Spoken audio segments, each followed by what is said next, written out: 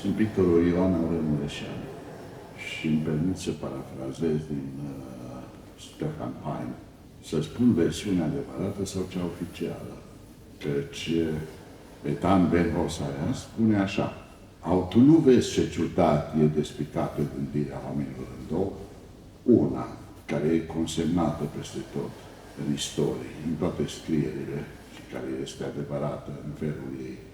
Și mai este una, care nu e consemnată nicăieri, dar care nu este mai puțin adevărată. Ceea ce spun eu acum este o mărturisire. Încerc să dau curs unui impuls al lucidității mele, unul regresiv. Este ceea ce se numește regresie psihanalitică. Prin urmare, să-mi ales anul 2005 al existenței mele, când am pictat ultima lucrare din seria Călătoria magică a Ducelui Bibliei. E vorba de un ciclu de lucrări mari care m-a absorbit cu totul vreo 10 ani. O serie de lucrări cripticale, narațiuni ficționale, cu aluzii culturale preluate din miniaturile medievale franceze, persane și mogule. Acea pictură din Călătoria magică, ultima, îl reprezenta pe ducele Divrii oarecum cristic, călare în fața porților Ierusalimului. Aluzia este evidentă și eu am lăsat-o neterminată pentru că n-am mai vrut să pictez în momentul acela. Zis și făcut. Și nu am pictat 7 ani. Din 2005 urmează o perioadă neagră din punct de vedere pictural, dar și personal. Perioadă neagră pictural. De ce? Adică știu de ce. Am trecut printr-o traumă în care nu mai eram eu însumi, ci doar jucam un rol, o fațadă. Mă duceam la Cluj, unde sunt profesor, am scris doctorat, îmi jucam rolul social, numai că nu poți păcăli pictura. Îi păcăleam pe oameni, pe mine însumi, dar pictura nu poate fi păcălită. În urmare, nu am mai pictat, pentru că eu nu pictez decât atunci când sunt pregătit, când am ceva de spus. Și nu fac de dragul de a măzgări ceva. Este forma mea de onestitate. Adică sunt profesionist. Era încercarea mea să folosesc cuvântul ăsta cam pretențios, poate, taumaturgică, magică, de lecuire, de ceva. Dar nu sunt vorbe, e reală chestia. Am încercat să mă lecuiesc prin pictură, pentru că mintea mea funcționa în gol și eu mă rugam, îi recomandam minții mele să facă ceva. În acel moment nu mai avea sens, nu mai era semnificantă lumea pentru mine. Eu jucam un rol de paiață, 7 ani. Îmi place, fiind 7 ani, coincidența asta ciudată. Mi-ar fi plăcut să spun 7 ani în Tibet. Din păcate, nu era în Tibet, că acolo e o lume astrală, inițiatică. Nu, eu eram în deșert, eram jos, eram 7 ani, mai degrabă în deșert. Și expresia era terifiantă, expresia haosului din fața mea. În acel moment am intrat în Ulman în atelier, o clădire veche de 100 de ani. Acolo erau găurile alea din tavan, podul, spațiul ăla era abandonat. Intrau porumbei din pod și într-o zi de atelier, în spațiul ăla, atelierul meu era plin de porumbei morți. Pentru că porumbeii au intrat de pe acoperiș în atelier. Iar acoperișul era spart, tavanul era spart, geamul era mare, ei vedeau lumină, mintea lor e mică cât o unghie și nu i-a dus mintea să se întoarcă pe unde au venit, pe gaura tavanului. Așa că s-au spătut în atelierul meu peste lucrări. Și era plin de pene și era plin de porumbei morți. Și în momentul ăla m-a adunat porumbeii cumva și am hotărât că nu mai pictez. Am închis definitiv atelierul. L-am părăsit. Ăsta e momentul în 2005. Întâmplarea asta, coroborată cu starea mea psihică, cu accidentul meu biografic, am intrat într-o traumă grea de tot. Nu am consultat niciun doctor. Mi-am trăit până la capăt trauma. Și apoi exercițiul de dublării. Eu l-aveam de mult, dintotdeauna. Nu întâmplător, sunt din zodia Gemenilor. Purtam conversații, socializam, dar în realitate totul era alienant. Mă săturasem de starea asta. Mi-am dat seama că trebuie să fac ceva. Era prea mult să duci cu tine starea asta. În Lacan, Jacques Lacan, am citit undeva că, de fapt, o traumă psihică, emoțională, e ca un doliu. Și atunci privesc partea asta de 7 ani ca un doliu. E nevoie de doliu întotdeauna. Doliu presupune premiza unei vindecări viitoare. Și ăsta era motivul. Atunci când am reînceput, era partea volitivă. Gata, trebuie să încep. Am terminat cu doliu, dar n-a fost așa ușor.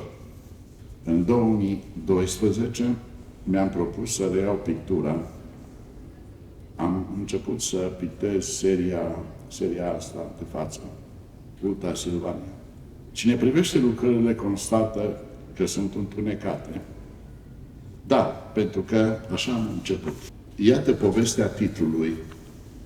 Transilvania nu mă satisfăcea. Transilvania era prea uzual. Când un cuvânt devine uzual, nu mai are pregnanță și incisivitate, nu mai acoperă adevărul completamente, pentru că se tocește. E ca un trotuar tocit prin uzanță, prin repetare. Și atunci a trebuit să găsesc altceva. Și am găsit în cărțile de istorie. Cronicarul anonim al Ungariei folosea denumirea latină Ultra Silvaniei. M-am documentat în dicționarele de latină și am găsit. Ultra duce la ideea de încărcare de sens. Supraîncărcat de sens. A se vedea ultraviolet, care e supraîncărcat în intensitate. Starea mea prea lungă de traumă necesita o operație de ultra și trebuie să mă agăț de ceva. Un efort taumaturgic. Exercițiul de salvare era legat de tren. Era legat de ce eram eu. Eu făceam naveta în continuare, îmi duceam viața mea socială, profesională, profesor universitar, doctorate, bla bla bla. Făceam pe deșteptul, nu-i așa că așa trebuie. Mă prefăceam că sau precum, ca și cum, ca și când, și trebuia să mă agăț de ceva. Și de ce mă agățam? De vizual. Singura formulă de raportare la lume ca să ieși din coșmarul tău interior, din hibrisul tău întunecat, ăsta e cuvântul hibris, era să privești. Contemplarea. S-au scris cărți întregi despre fenomenologia privirii, vezi, Merleau-Ponty. Și lucrurile astea sunt adevărate, că devii conștient de propriul tău corp, dacă privești. Dar lumea, vizibilul despre care vorbesc criticii, este adevărat, este o lume reală pe care o percepem. Și văzul. De 30 de ani făceam acea rută și știam pe din afară toate peisajele. 30 de ani de navetă, existența ca navetist. Dintr-un punct în celălalt, înapoi și înapoi, repetat. Și atunci priveam acest peisaj transilvan, care din punctul meu de vedere era virtual ultra-silvan, că ăsta era leacul meu, vindecarea sufletului meu, a unui psiche alterat. Și atunci, în mintea mea, am încolțit ideea asta. Ce-ar fi să încep? Nu mai aveam chef de poveștile narrative sofisticate cu ducele divin. Depășisem formula aia. Era mort ducele. Ducele meu a murit. Și asta urmează, de fapt, după ducele și după pauza, după șederea în deșert, după narațiunile alea fastuoase și orientale. Și am ajuns în halul ăsta, am ajuns aici. Și atunci am început cu pictura asta Căci totul e repetabil într-un fel. Eu mai avusesem în anii 80 pământurile, tot așa, cu materialismul din anii 80, cu ATD 35. Pentru mine, pentru moment, asta era modalitatea cea mai simplă. Numai că atunci avea alte premize ideatice pământul. Era la modă simbolismul, arhetipul. Până când m-am înfuriat și atunci mintea mea mi-a spus, măi, dar ce fac eu, ce fac eu? Eu tot asta fac, tot spictau arhetipal. Și atunci am virat-o, pentru că nu mai voiam să mă duc în zona aia. Și am început să fac semnele zidului, de revoltă. Și atunci am scris și poezia care spune tot, pentru că e directă, e notație directă. Și multe texte de acolo le-am pus în semnele zidului, sunt sumbre, de revoltă. Să nu uităm, erau anii 80. Nu vreau să trec prea mult în spate, revin la Ultra Silvanii. Atunci am început să repetez, deci, și am constatat că e foarte greu. E bine să faci pauze în pictură, dar nu foarte lungi. Și mai era ceva. Ca să fiu mai explicit, a trebuit să apelez la Wöhringer. El are o carte fundamentală, după mine, la începutul secolului 20, dar uitată astăzi. Contemporan cu Blaga, el face referințe la ea. E vorba de abstracție și intropatie. Acolo poate ar fi o explicație de ce mintea mea a ales soluțiile astea. Eu le numesc peisaje, dar nu sunt peisaje. Adică sunt, dar nu sunt. Eu mi-am pictat drumul și aveam sute de fotografii curate, decupate, dar nu le-am pictat ca Richter, fotografic și blurat. Fiind în tren, era perfect adecvat să le fac precum Richter, blurat, notat, curat, dar pentru mine parcursul ăla era prea dureros. La mine totul era dureros în momentul ăla. Mi-am respectat decizia de a nu mai merge în atelierul din Ulman și l-am predat. Și am venit aici, în atelierul pe care mi l-a dăruit Diana, colega mea, și acolo am început să pictez cu oarecare fervoare și teamă. Teama de a reintra în rolul meu de pictor, de fapt, vocația mea, explicația că nu e propriu-zis peisaj, se datorează acestei tribulații între abstracție și intropatie. Intropatia înseamnă proiecția sinelui, a sufletului tău în lumea contextuală, în imanență. Faci o proiecție, dar asta presupune și empatie cu lumea. Ori în momentul ăla, pentru mine, era un fel de leac mai degrabă. Un farmacon, cum aș spune Derrida. Farmaconul ăsta constă în faptul că îmi gestiona emoțiile, adică empatiile către lumea vizibilă. Asta era începutul unei lente lecuiri. Și atunci, toate lucrările oscilează între empatie și abstracție. E ca un fel de seismograf. Foarte multe sunt abstracții, deși am plecat de la fotografii, dar nu mă interesa să reproduc, să transfigurez. Toți termenii ăștia sunt ineficienți aici. Să vizualizez pictural, nu. Pentru mine erau pretexte ale unei scheme abstracte care mă ducea spre o posibilă lecuire. Dacă Malevich pictează alb pe alb, negru pe negru, la el are o conotație mistică. Iar eu nu sunt mistic de felul meu. Eu cochetez cu experiențele mistice, dar nu mă arunc în misticism și nu sunt genul ăsta. Eu sunt un alt gen de personaj. Dar nevoia o aveam, nevoia asta mistică. Am dus experiența asta până în proximitatea abstractizării. Atât. Nu neapărat mistice, nu experiență picturală de genul Malevich. Eu nu operez cu abisul sufletului, cu toată filozofia lirismului abstract.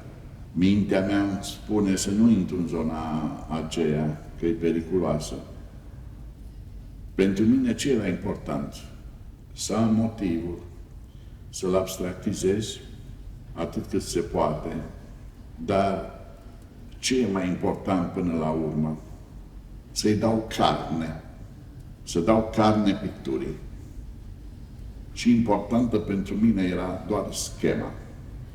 Atunci când arăți schema, recunoști peisajul, dealurile, colinele, dar ele sunt împăstări deja. Sunt mase cromatice sau mai puțin cromatice, cât mai ales materiste, structuri materiste grele, dar care îmi salvează mie sufletul. Adică te duc într-o zonă a sensului. Îți dau un sens, o carnație vizibilului și lumii. Pentru mine asta e, să dea carne palpabilă. Și atunci cumpăram pungi întregi de culori, că se îngrozeau doamnele de la magazin. Și am luat unelte de zugrav și majoritatea lucrărilor sunt făcute cu unelte de zugrav. Și asta îmi dădea o senzație de bine. Începusem să mă vindec. Nu prea puteam colora, eu care mă consider colorist. Atunci mi-am dat seama ce înseamnă traumă, boală. Nu credeam în melancolie, mă feream de ea. Iar mintea îmi spunea că melancolia e boală, duce la moarte melancolia, la stingere. Și știam chestia asta. Nu intram în melancolie, nu priveam înapoi, trăiam într-un prezent chinuit, un fel de ritual al pictării. Începusem să am reguli, o anumită disciplină, o perseverență în a construi scheme virtuale lăsate așa. Iată, astea sunt, e ultra Silvania.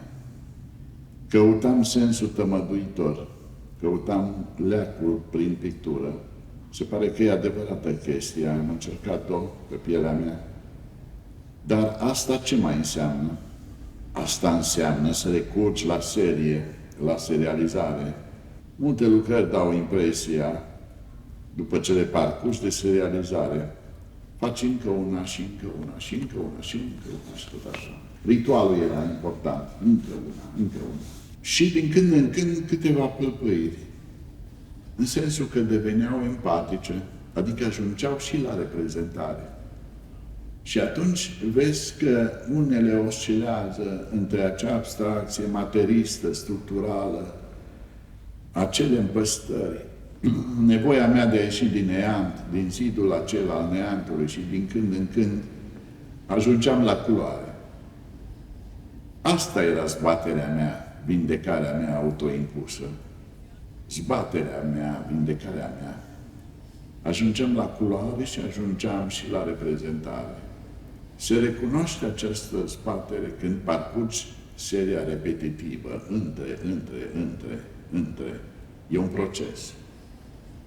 2 ani a durat procesul. Și la urmă am început să le transpun, căci aveam material fotografiat, slavă Domnului, era suficient să fac o serie mare de 2 metri pe 1,40 parcă. Alea mari desfășurate. Multe erau întunecate, altele aveau și culoare. Și în momentul acela am zis, gata, am ieșit din durere, pentru că erau deja compoziții elaborate, spectrale, câteodată. Și cam asta a fost. După care mi-am dat drumul, eram liber și creativ. Și am mai făcut vreo 4-5 serii de picturi, căci prinsesem aura picturii.